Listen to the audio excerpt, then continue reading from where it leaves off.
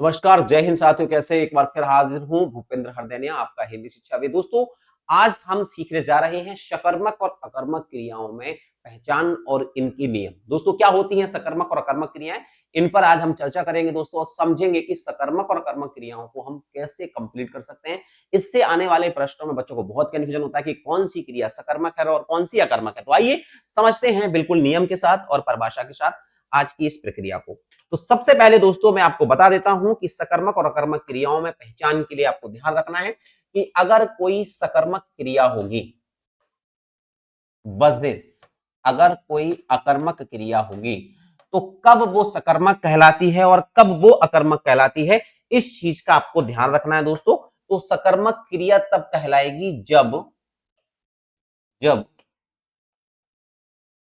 क्रिया के साथ जब क्रिया के साथ कर्म जुड़कर आएगा तो वो सकर्मक क्रिया कहलाएगी। ये ध्यान रखना। तो जब क्रिया के साथ कर्म कर्म जुड़कर आए तो, और ध्यान रखना जिस क्रिया के साथ कर्म नहीं होता, तो ध्यान रखना जिस क्रिया के साथ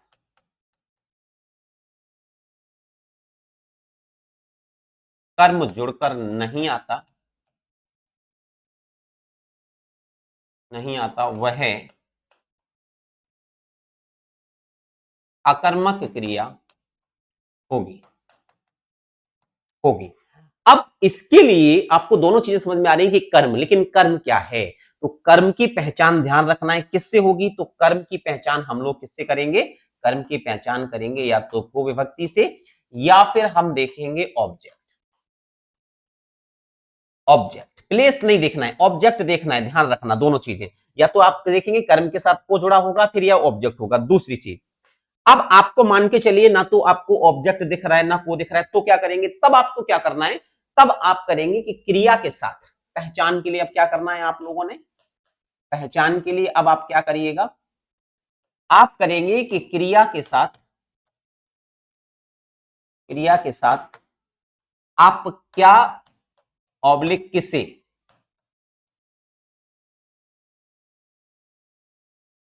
क्रिया के साथ क्या ऑब्लिक किसे, प्रश्न, क्रिया के साथ क्या किसे लगाकर प्रश्न करें। यदि उत्तर आए तो जो क्रिया है वो सकर्मक होगी,